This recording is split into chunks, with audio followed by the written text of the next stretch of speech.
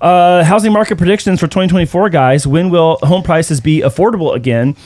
This is from Forbes. I'm going to say the answer is never. And good show. See you guys next week. No, enough with the quit early jokes from Andy today. Yeah. So I'm good. Let's go. This is it's kind of like a general article that covers a lot of the facets of housing and the economy that we've already been talking about, but there's some things in here today I wanted to kind of like highlight because we have had a persistent problem with affordability for well over a year and a half now. Yeah, and it's been actually longer than that, Andy. Yeah. I mean, I laugh at this one right here because this is going to be the third worst home sales there's been in ever recorded in history. So here we go. I know 2 years, but it's 3. Yeah. It's like, we just beat it again. Yeah. 2022 was the lowest. I mean, there was only 240,000 homes available, something like that. Any given month. That's ridiculous. It's crazy. Yeah. So inventory is a problem. A big issue. And the inventory is driving the price, and which is killing affordability, and coupling that with current market rates, the lock-in effect, things like that. So what were you going to say, Brian? So I was going to say, going into, later into this year, if rates do get, cut once at least, that I feel is going to, push enough people to then give one wave of, more inventory for people that are like, hey, well, this is good enough for me. I can take off the golden handcuffs.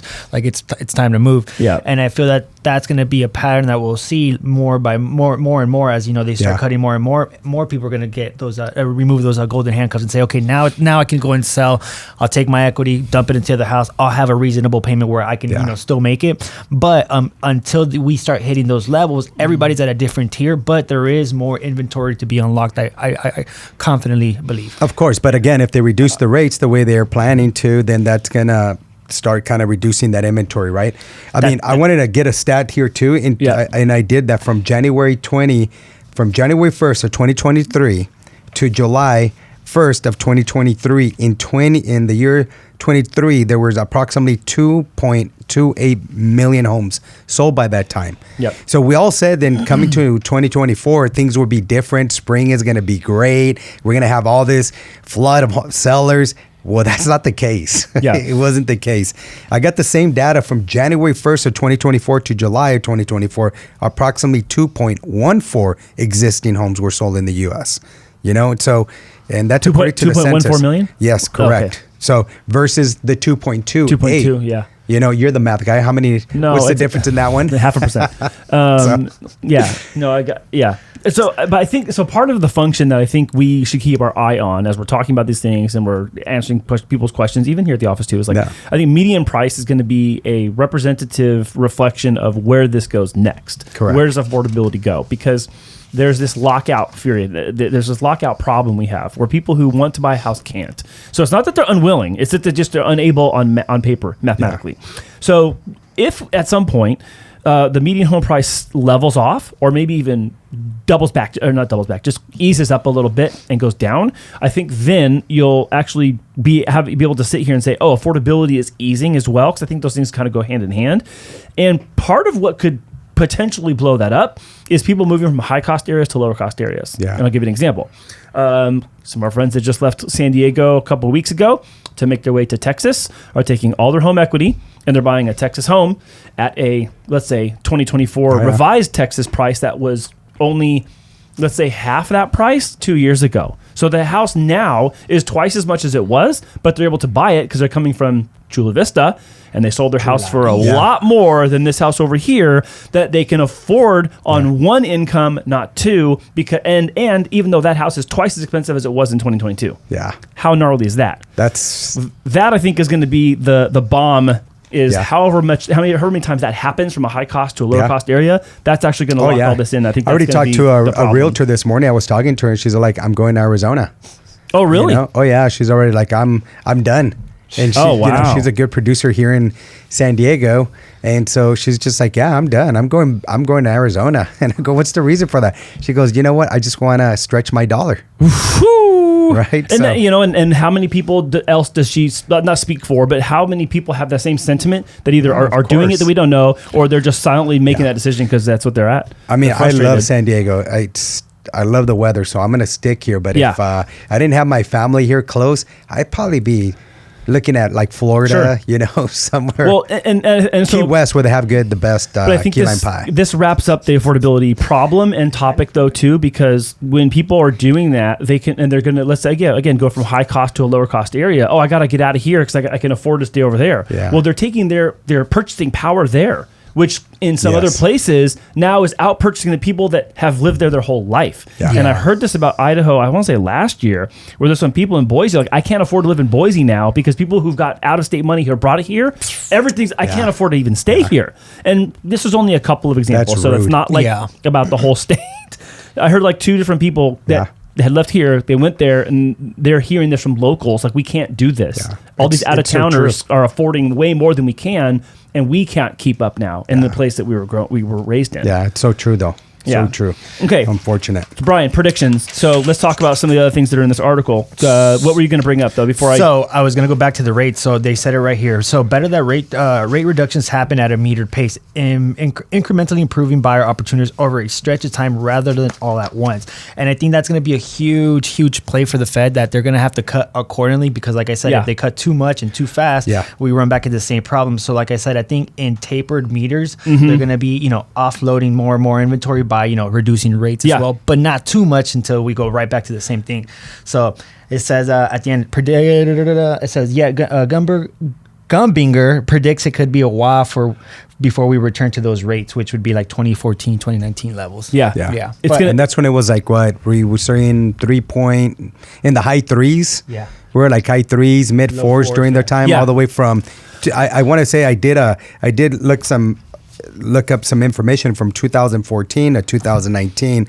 They were between the high threes and mid fours. And I think right here he also says that he adds the mortgage rates returning to a more normal upper 4% to lower 5%. I honestly think that's a healthy range for the market, because we saw how crazy it gets if we start going sub 3. It's like, you can't have it all at once. So I think around the 4 to 5%, like they said, is going to be a good range for everybody to still be able to get affordable rates and still get good enough deals to where, it's a healthy market. Yeah, it's funny. So if you could get a rate right now at 3.875 and a 4.25, would you complain? Right? No. How many people? And you remember back in the day when we're at 2.6. I'm gonna wait to go lower. Can I get a 2.2? Like, are you? No.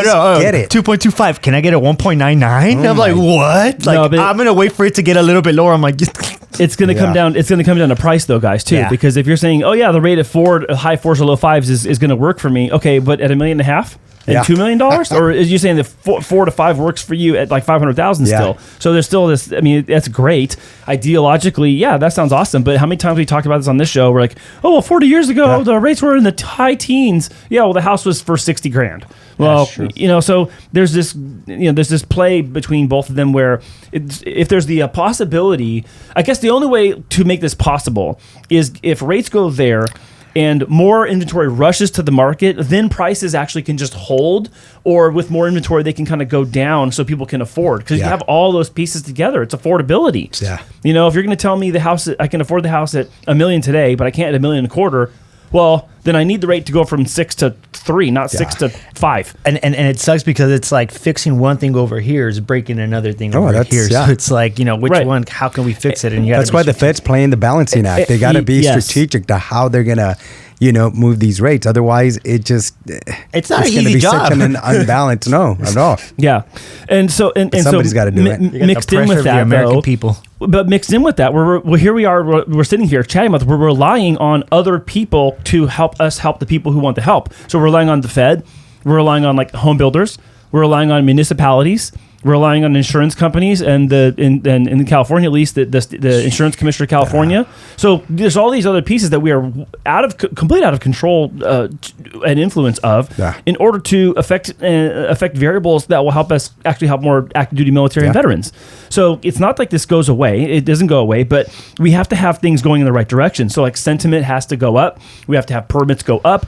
We have to have more inventory come to the market. We have to have prices cool down and rates get more favorable for affordability to work. So we're like, we're talking about, what does the housing outlook look like for the rest of 2024? It's all those things. For me, and my side of the table, it's all those things. I need all those things to work. Of course. But they're not working together. When you see sentiment dropping and home builders putting less single family home permit requests in and more multifamily, maybe there's inventory in that'll balance out and equalize. But like new home sales, they're kind of there. Pending home sales are down. Something has to give where they have to start course correcting. Otherwise, we're in for a much bigger problem. And then now you got that implementing that settlement August 14th. That's going to make another difference. It's going to have another impact. I'm sorry. Yeah.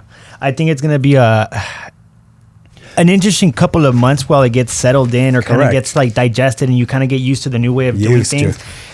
Because it's going to be very interesting the way that realtors start pivoting in the way that they do, because it's going to be very difficult now to say, well, hey, if you want to go do this, you're going to have to sign this, and well, this is what I charge. So but we're going to be able to get it covered. So I think just another change though. Exactly. Another change. But I think it's going to be good because now you're just going to have to be transparent and truly show your value of what you're worth and what you do. Like, it's just going to make the stronger. I feel. What I want to know, you guys, what has to happen first? So we're talking about all these predictions for 2024. Like, in order for affordability to come back, what has to happen first? Is it? I know we all agree everything works together, but like, what do you think has to happen first for affordability to loosen up a little bit? Jeez. Yeah. Is it home prices? Is it inventory? Is it mortgage rates? What is it? If we go back to 2008 and we see that, it's always going to be inventory, right? When there's just a lot of inventory out there, then that causes home prices to start going down to an affordable pace. Okay. We've already seen that incomes don't increase. Incomes are similar to the CPI, right? The core price index, it drags on before you get any pay increase. So for me, it's really going to be in the supply of homes. The more supply is just going to equal to lower prices and more affordability. Brian, what do you think? I was right in line with that. I literally put more inventory, more income, and then I think rates is kind of like the last cherry on top, because that's going to happen eventually. This is a broader and bigger problem where it's like there's no actual solution that we're talking about. There's no, like, we know what the solutions are, but they're not, really pushing it towards building more, having more permits, more starts. More income. We see in the data, that's the biggest thing that hurts us on the affordability side, that we don't have the income to be able to afford the things that are now priced at a higher level than what we're used to.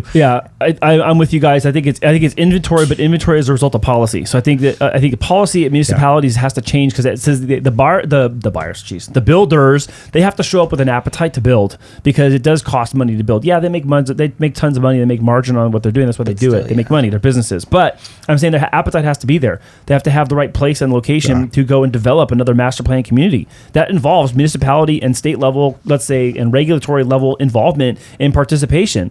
So like one of my predictions for the rest of this year is like, you're going to see that start to ease up, because we're going to need it. There's going to have to be more of the creativity that we had been seeing. We talked for earlier this year. We had a couple of instances or a couple of articles we talked about where we're seeing creativity in cities working on housing, and all of a sudden it's like gone silent. I haven't seen anything in like 3 or 4 months about new creative housing solutions, because it doesn't seem like there's an appetite for it.